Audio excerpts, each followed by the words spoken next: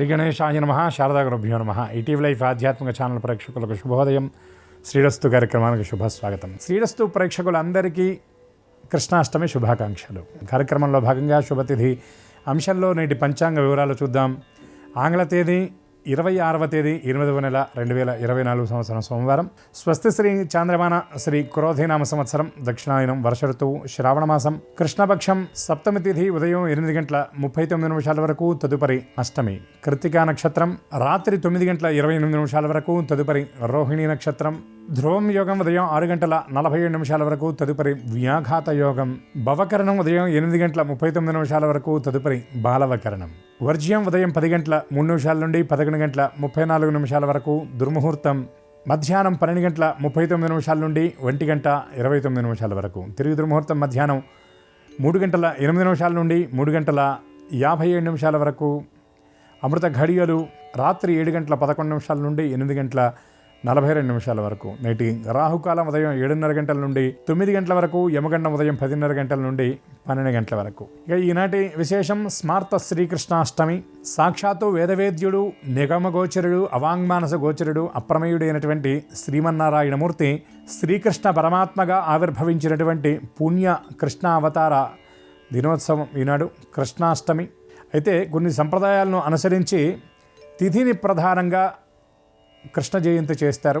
అలా చేసేటటువంటి వాళ్ళకి ఈనాడు కృష్ణాష్టమి. నక్షత్రాన్ని తిథి కలయికను తీసుకొని చేసేటటువంటి వాళ్లకు రేపటి రోజున కృష్ణాష్టమి. అందుకే దీన్ని స్మార్త శ్రీకృష్ణాష్టమి అని స్మార్త సంప్రదాయంలో, ముఖ్యంగా అద్వైత సంప్రదాయంలో ఇవాళ శ్రీకృష్ణాష్టమిగా ఆచరిస్తూ ఉంటారు. స్వామి అవతారిక నుండి ఆయన తానే భగవంతుణ్ణి అని అనేక పర్యాయాలు ఆయన ప్రకటించుకోవడం జరిగింది. ఆయన జననం నుండి ఉన్నటువంటి ప్రతిదీ కూడా ఒక లీలే. ఆయన దేవకీ గర్భ సంభూతుడైనప్పటికీ కూడా పుట్టినటువంటి కొన్ని నిమిషాలకే అశరీరవాణిని పలికించి ఆ వసుదేవునికి ఆయన చెప్పి అక్కడి నుండి చెరసాలలో జన్మించినటువంటి కృష్ణ పరమాత్మ అర్ధరాత్రి వేళ ఆయన రోహిణీ నక్షత్రంలో అష్టమి తిథి ఉన్నప్పుడు జన్మించి అశరీరవాణి పలకడంతో వసుదేవుడు ఆయన శిరస్సున ఆయన పెట్టుకొని వెళుతూ ఉంటే సాక్షాత్తు ఆదిశేషుడు ఆయనకు ఆ పడగతో నీడబడడం జరుగుతుంది. యమునా నది దాటాలి అనేటటువంటి ప్రయత్నంలో యమున ఉద్ధృతంగా ప్రవహిస్తున్నటువంటి సమయంలో పైనున్నటువంటి వాడు సాక్షాత్తు సమస్త జలాలు కూడా ఆయన పాదాల నుండి ఉద్భవించినాయి. పరమ పావని అయినటువంటి గంగ కూడా ఆయన పాదాల నుండి ఉద్భవించాయి. కనుక స్వామి పాదదర్శనం చేసిన తర్వాత యమున సైతం దారినిచ్చిందిట. అక్కడి నుండి తీసుకువెళ్ళి యశోద ప్రక్కలో ఆయన్ని అక్కడ పడుకోబెట్టడం, అక్కడ జన్మించినటువంటి శిశువుని ఈయన తీసుకురావటం, ఆ శిశువు యోగ మాయగా కంసుడి దగ్గరికి వెళ్ళి తన మృత్యువుని, కంసుడి యొక్క మృత్యువుని ప్రకటించి ఆవిడ అంతర్ధానమైపోవటం. యశోద తన బాలుడే, తనకు జన్మించినటువంటి వాడే అని ఆ పిల్లవాడిని పెంచి పెద్ద చేసి అనేకమైనటువంటి లీలను చూసేటటువంటి సౌభాగ్యాన్ని కూడా ఆ యశోద పొందింది. అయితే స్వామి యొక్క జనం నుండి ఆయనకి పాలివ్వడం కోసం వచ్చింది ఒక రాక్షస స్త్రీ అయినటువంటి పూతన. అలాగే తృణావృతుడు, బకాసురుడు, ధేనుకాసురుడు, శకటాసురుడు, వృత్రాసురుడు, ఇట్లా అనేకమైనటువంటి రాక్షసులు కంసుడి ద్వారా ప్రేరేపింపబడి స్వామిని సంహరించాలని ప్రయత్నం చేసి స్వామి చేతే వారందరూ కూడా సంహరింపబడ్డారు. వారందరూ కూడా పరమ భాగవతులు, స్వామి స్పర్శను ఆకృతంగా పొందగలిగారు. కాబట్టి అలా స్వామి జీవనం అలా సాగి యశోదాదేవికి మట్టి తిన్నటువంటి ఆ కృష్ణ పరమాత్మ ఏది నోరు చూపమంటే యశోదకి 14 భువన భాండాలను తన నోటిలో చూపించాడు తన లీలగా. అలా కొంతకాలం అక్కడ ఉన్నటువంటి గోపపాలకులందరితో కలిసి ఆయన ఆటలాడి చెల్లులారగించి గోవులను సేవించి పోషించి గోపాలకులను గోవులను రక్షించి గోవర్ధన పర్వతాన్ని ఎత్తి ఆయన గోవిందుడు అనేటటువంటి ఆ నామాన్ని కూడా ఆయన పొందిన తరువాత అక్కడి నుండి బృందావనానికి మారి తర్వాత కంసుడిని సంహరించి ద్వారకా నగరాన్ని నిర్మాణం చేసుకొని ఆయన పాండవులందరినీ కూడా ఉద్ధరించి ధర్మాన్ని పరిరక్షించి భగవద్గీత అనేటటువంటి అద్భుతమైనటువంటి ఒక చక్కని తరగనటువంటి సంపదని ఈ జాతికి ఇచ్చినటువంటి జగద్గురువు కృష్ణ పరమాత్మ. ఆ సర్వోపనిషదో గావః దోగ్ధ గోపాలనందన వత్సోపార్థ సుధీర్భోక్త రమ్యం గీతామృతం మహత్తని ఆ సమస్తమైనటువంటి ఉపనిషత్తులన్నీ కూడా ఆవుగా వచ్చి నిలబడితే ఆ ఆవు దుగ్ధాన్ని ఇవ్వాలంటే, పాలు ఇవ్వాలి అంటే దూడను వదలాలి. కాబట్టి ఆ దూడగా కారణంగా నిమిత్తంగా కనబడ్డటువంటి వాడు ఎవరంటే అర్జునుడు. దోగ్ధ గోపాలనందన వత్సోపార్థ సుధీర్భోక్త, ఎవరైతే జ్ఞానం ఉన్నటువంటి వాళ్ళు, సహృదయం ఉన్నటువంటి వాళ్ళు, ఆ రసజ్ఞత ఉన్నటువంటి వాళ్ళు, వాళ్ళందరూ కూడా ఆ పాలను గ్రహించగలిగినటువంటి వాళ్ళు. రమ్యం గీతామృతం మహత్, చాలా అంత మధురమైనటువంటి గీత ఇది. ఈ జాతికి కృష్ణ పరమాత్మ ఇచ్చినటువంటి చాలా అద్భుతమైనటువంటి వరము, అద్భుతమైనటువంటి కానుక ఏదైనా ఉన్నదంటే అది భగవద్గీత. ఇది భారతదేశంలో ఇది చాలా, దీని వైభవం అంతా ఇంత అని చెప్పడానికి లేదు. ఇది కేవలం ఈ దేశానికి మాత్రమే పరిమితమైనది కాదు, ప్రపంచమంతా కూడా ప్రత్యేకమైనటువంటి రీతిలో పూజింపబడుతున్నటువంటి గ్రంథం భగవద్గీత. అటువంటి ఆ జాతికి గీత ద్వారా బోధ చేసి సన్మార్గంలో నడిపించినటువంటి మహానుభావుడు కనుక ఆయన్ని జగద్గురువు అని పిలిచారు. అటువంటి కృష్ణ పరమాత్మ యొక్క దివ్య కరుణాకిరణ ప్రసారం అందరిపైన జరగాలి అని ఆశిస్తూ ప్రేక్షకులందరికీ కృష్ణాష్టమి శుభాకాంక్షలు తెలియచేస్తూ కృష్ణం వందే జగద్గురుం. స్వస్తి.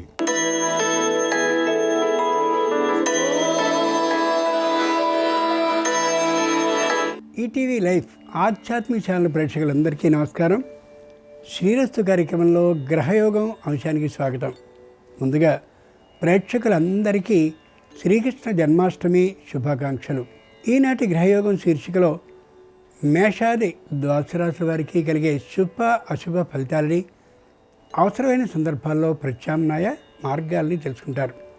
అంతేకాక ఏ రాశి వారికి ఏ దిక్ప్రయాణం లభిస్తుందో, ఏ రాశి వారికి శ్రీకృష్ణ జన్మాష్టమి సందర్భంగా కృష్ణుని ఏ విధంగా అర్చించినట్లయితే సకల శుభాలు నెరవేరుతాయో ఆ విశేషాల్ని, ఏ రంగు దుస్తుల్ని ధరించినట్లయితే ఈరోజు అన్ని కార్యక్రమాలు శుభావహంగా ముగుస్తాయో, ఏ సంఖ్య అదృష్ట సంఖ్యగా కాబోతుందో ఆ విశేషాల్ని క్రమంగా తెలుసుకుంటారు.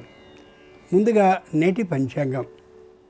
ఈరోజు బహుళ సప్తమి ఉదయం 8:39 వరకు, తదుపరి అష్టమి. ఈరోజు సోమవారం, నక్షత్రం కృత్తిక. ఇక నేటి గ్రహస్థితిని పరిశీలించి చూస్తే వృషభంలో చంద్ర కుజ గురువులు, కర్కాటకంలో వక్రీకరించిన బుధుడు, సింహంలో రవి, కన్యలో శుక్రుడు కేతువు, కుంభంలో వక్రీకరించిన శని, మీనంలో రాహువు ఉన్నారు.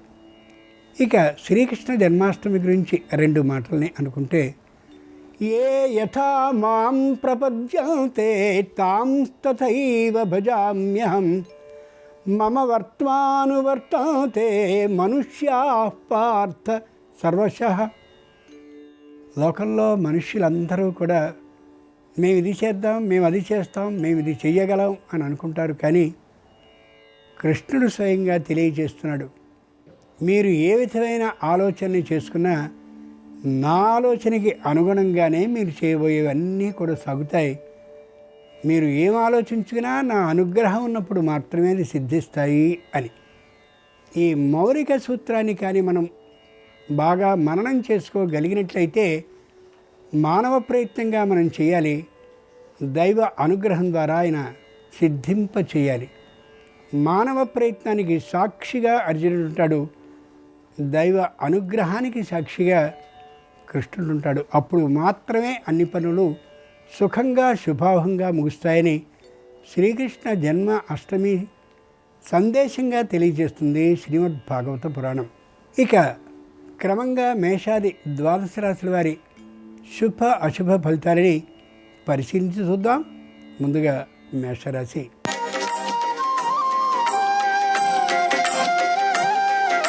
ఈరోజు మేషరాశి వారి ఫలితాలని పరిశీలించి చూస్తే మానసికంగా దృఢంగా ఉంటారు, శారీరకమైనటువంటి అనారోగ్యం ఏమాత్రమూ లేకుండా ఉంటారు. తాము ఇంతకుముందు ఉద్యోగంలో పదవి విశ్రాంతిని పొందినప్పటికీ కూడా ఉత్సాహంగా ఉండి మళ్ళీ ఆ పనికి సంబంధించినటువంటి ఆలోచనలు చేస్తూ ఉంటారు. కుటుంబంలో ఏ విధమైన పొరపొచ్చాలు లేకుండా ఉండేందుకోసమని నిరంతరం ప్రయత్నిస్తూ ఉంటారు.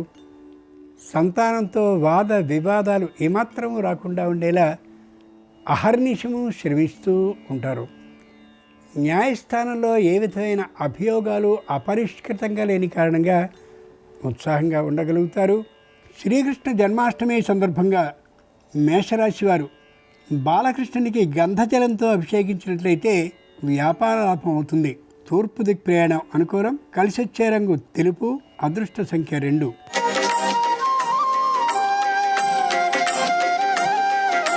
ఈరోజు వృషభ రాశి వారి ఫలితాలను పరిశీలించి చూస్తే చేసిన తప్పునే దురదృష్టవశాత్తు మళ్ళీ చేసుకో అవసరం ఏర్పడుతుంది. వెంటనే దాన్ని గుర్తించగలిగి మళ్ళీ సరిచేసుకునే అవకాశం ఉంది. పట్టుదల భావం ఏమాత్రము లేకుండా ఉంటారు. ప్రతి సందర్భంలో కూడా సర్దుకుని ఒద్దుకుని వెళ్ళిపోతూ ఉంటారు. పై అధికారులతో వాద వివాదాలను ఏమాత్రము చేయరు. అవసరమైన సందర్భంలో 2-3 గంటల పాటు కార్యాలయంలో ఉండవలసి వచ్చినప్పటికీ కూడా అనుకూలించే తనాన్నే కలిగి ఉంటారు. స్థానచలనానికి అవకాశం ఏమాత్రమూ లేదు. వ్యాపారానికి సంబంధించిన స్థలానికి కొత్త ముస్తాబులు చేయాల్సిన అవసరం లేకుండానే అనుకున్నటువంటి ఆదాయానికి మించి వచ్చే అవకాశం గోచరిస్తోంది. శ్రీకృష్ణ జన్మాష్టమి సందర్భంగా వృషభ రాశి వారు వేణుగోపాలుని ఆవు పాలతో అభిషేకించినట్లయితే మేధాశక్తి పెంపొందుతుంది. ఈశాన్య దిక్ ప్రయాణం అనుకూలం. కలిసొచ్చే రంగు ఎరుపు. అదృష్ట సంఖ్య 4.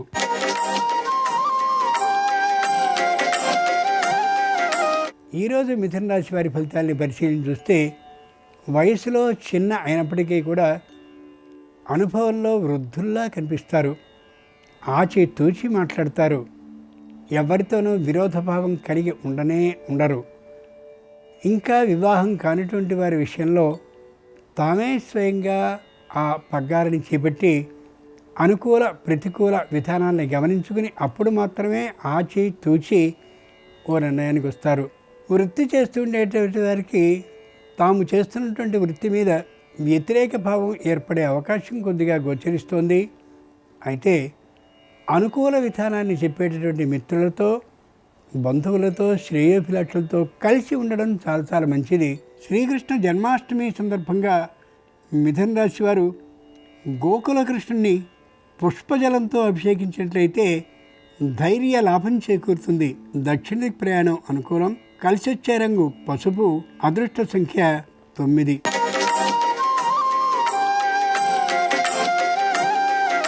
ఈరోజు కర్కాటక రాశి వారి ఫలితాలని పరిశీలించి చూస్తే ధనాశ మిక్కుటంగా ఉంటుంది. ప్రతి విషయాన్ని ధనదృష్టితోనే చూస్తూ ఉంటారు. అయినప్పటికీ ఎక్కడైనా పెట్టుబడిని కొద్ది భారీ మొత్తంలో పెట్టాలి అనేసరికి చెప్పలేని అధైర్యం కలిగి వెంటనే వెనక్కి వెళ్ళే అవకాశం అనిపిస్తుంది. ఆరోగ్యం మధ్యమంగా ఉంటుంది. అయితే ఆరోగ్యానికి సంబంధించిన శ్రద్ధని సంపూర్ణంగా పాటిస్తూ ఉంటారు. బంధువుల యొక్క రాకపోకలు పెద్దగా ఉండకపోవచ్చు. అయినా తాత్కాలికమైనటువంటి చిరాకు, విసుగు, కోపం కలుగుతూ ఉంటుంది. కుటుంబంలో చిన్న చిన్న చిర్రుబుర్రులు ఏర్పడే అవకాశం ఉంది. కాబట్టి పరిస్థితిని ఎప్పటికప్పుడు సర్దుబాటు చేసుకుంటూ ఉండడం అవసరం. శ్రీకృష్ణ జన్మాష్టమి సందర్భంగా కర్కాటక రాశి వారు శ్రీమన్నారాయణుని ఫలరసాలతో అభిషేకించినట్టయితే ఆర్థికమైనటువంటి ఉన్నతి కలుగుతుంది. ఉత్తర దిక్ ప్రయాణం అనుకూలం. కలిసొచ్చే రంగు నీలం. అదృష్ట సంఖ్య 7.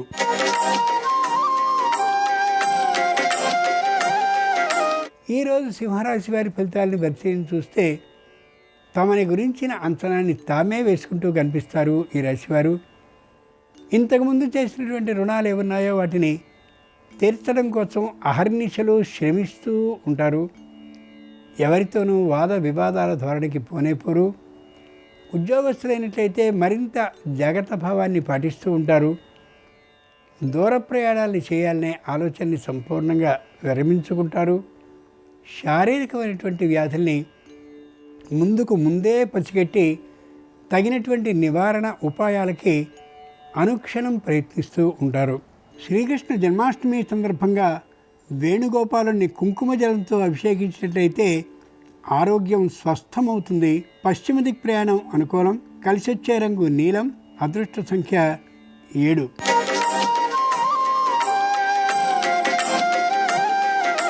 ఈరోజు కన్యారాశి వారి ఫలితాలని పరిశీలించి చూస్తే లోపల ఉన్నటువంటి ఆలోచనని స్పష్టంగా కుటుంబ సభ్యులందరితోనూ చెప్పుకోవడం చాలా అవసరం.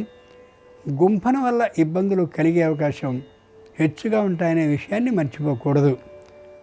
కుటుంబంలో తాత్కాలికంగా ఉన్నటువంటి వ్యక్తులకి అనారోగ్యం వచ్చే అవకాశం ఉంది.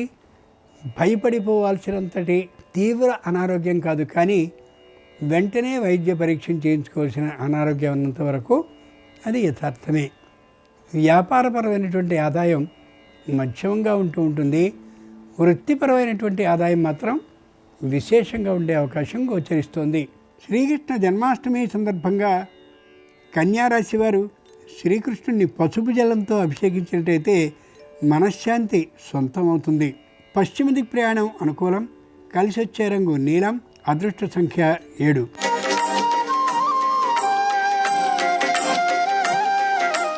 ఈరోజు తులారాశి వారి ఫలితాలని పరిశీలించి చూస్తే మొగమాటలు లేకుండా మాట్లాడతారు. ఉన్నట్టుగా స్పష్టంగా మాట్లాడతారు.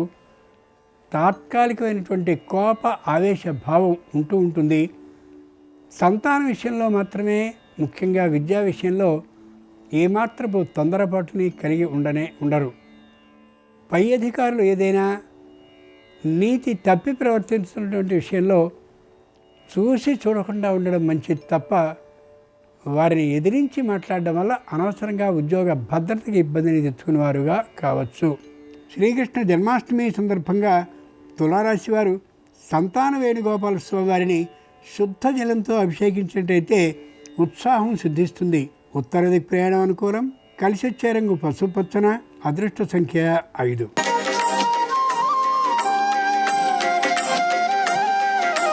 ఈరోజు వృశ్చిక రాశి వారి ఫలితాల్ని పరిశీలించి చూస్తే మానసికంగా దృఢంగా ఉంటారు.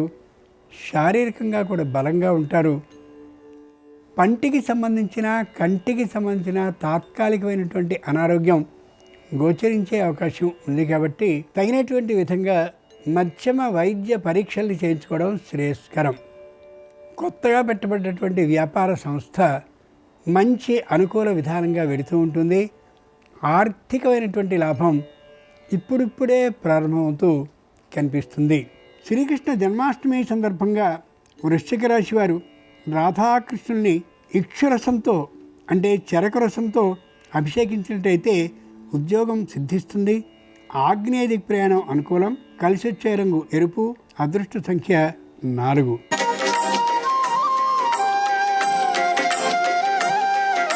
ఈరోజు ధనురాశి వారి ఫలితాలని పరిశీలించి చూస్తే ఉన్నట్టుగా మాట్లాడేస్తారు. దాపరికలు లేకుండా వ్యక్తీకరిస్తూ ఉంటారు. ఆ కారణంగా ఇంట బయట తాత్కాలికంగా పేచీలు వచ్చే అవకాశం గోచరిస్తోంది. న్యాయస్థానం నుండి అనుకూలమైన తీర్పు లభించకపోయే పరిస్థితి ఉంది. ఆ కారణంగా జాగ్రత్తగా ఆలోచించుకోగలగాలి. అననుకూలమైనటువంటి తీర్పు గురించి తిరిగి మళ్ళీ న్యాయస్థానంలో విజ్ఞప్తి చేయడం కంటే రాజీ మార్గాన్ని అవలంబించడం శ్రేయస్కరం. అది కూడా న్యాయస్థానం ద్వారా కాకుండా మధ్యవర్తుల ద్వారా చేసుకున్నట్లయితే తేలికగా సమస్య విడిపోయే అవకాశం బలంగా గోచరిస్తోంది. శ్రీకృష్ణ జన్మాష్టమి సందర్భంగా ధనురాశి వారు రుక్మిణీకృష్ణుల్ని పంచామృత జలంతో అభిషేకించినట్లయితే ఉద్యోగ భద్రత సిద్ధిస్తుంది. ఉత్తర దిక్ ప్రయాణం అనుకూలం. కలిసి వచ్చే రంగు తెలుపు. అదృష్ట సంఖ్య 3.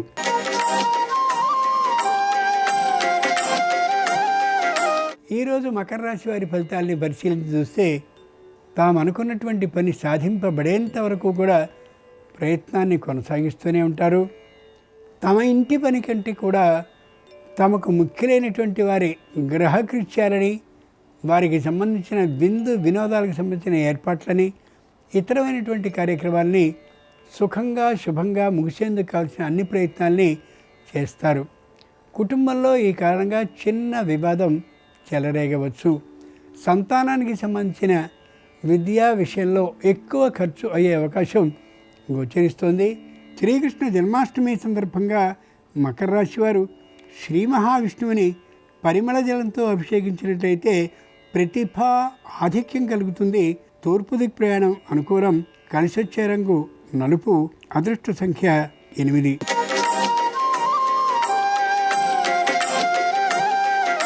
ఈరోజు కుంభరాశి వారి ఫలితాలని పరిశీలించి చూస్తే ఏ విషయాన్ని కూడా కుటుంబ సభ్యులతో చెప్పడానికి అంతటి ఇష్టాన్ని చూపించకపోవచ్చు.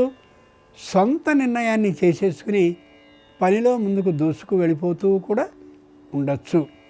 ముఖ్యంగా స్థిరమైనటువంటి ఆస్తుల్ని కొనాలనే అనవసరమైన ఆలోచనలు చేస్తారు. ఆ ఆలోచన ఫలించే అవకాశం ఏమాత్రము ఉండదు. చేతిలో గుర్రపు నాడా ఉన్నంత మాత్రం చేత గుర్రాన్ని కొనడం అనేటువంటిది ఎంత అవివేక కార్యక్రమం. అట్లాంటి పరిస్థితి కనిపించవచ్చు. బాగా ఆలోచించి మాత్రమే నిర్ణయాన్ని తీసుకోగలగాలి. శ్రీకృష్ణ జన్మాష్టమి సందర్భంగా కుంభరాశి వారు గీతాకృష్ణుడిని కానీ తేనె జలంతో అభిషేకించినట్టయితే గృహ లాభం అవుతుంది. ఉత్తర దిక్ ప్రయాణం అనుకూలం. కలిసి వచ్చే రంగు నీలం. అదృష్ట సంఖ్య 1.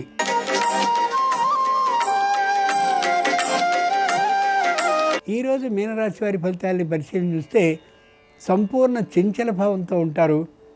ఏ నిర్ణయాన్ని దృఢంగా తీసుకోలేరు. తప్పక న్యాయం అనుకూలంగా జరుగుతుందనే గట్టి ఆలోచనతో ఉంటారు. ఏ విధమైనటువంటి రాజీ మార్గాన్ని అవలంబించడానికి ఇష్టపడరు. తమలోనే ధర్మం ఉందనే మాట మీద గట్టిగా నిలబడి కనిపిస్తారు. వృత్తిపరమైనటువంటి నైపుణ్యాన్ని విశేషంగా చూపిస్తారు. వ్యాపారపరమైనటువంటి ఆదాయం పెద్దగా లేదనే విషయాన్ని గురించి మరింత చింతించే అవకాశం వీరికి ఏమాత్రం ఉండదు. కుటుంబంలో స్త్రీజనం అనుకూలంగా ఉండేటువంటి కారణంగా మానసిక ప్రశాంతతతో ఉంటారు. వాద వివాదాలకి భయపడరు కూడా. ఇవి ఈనాడు ద్వాదశ రాశి వారికి కలిగే శుభ అశుభ ఫలితాలు. శ్రీకృష్ణ జన్మాష్టమి సందర్భంగా మీనరాశి వారు వటపత్రశాయిని నాలికేర జలంతో అభిషేకించినట్లయితే న్యాయస్థానంలో అనుకూలమైన తీర్పు లభించడం విజయలాభం అవుతుంది. ఈశాన్య దిక్ ప్రయాణం అనుకూలం. కలిసొచ్చే రంగు తెలుపు. అదృష్ట సంఖ్య 3. ఈరోజు శ్రీకృష్ణ జన్మాష్టమి అయినటువంటి కారణంగా ఆ శ్రీకృష్ణుని సంపూర్ణ అనుగ్రహం సర్వరాశుల వారికి కలగాలని హృదయపూర్వకంగా ప్రార్థిస్తూ స్వస్తి.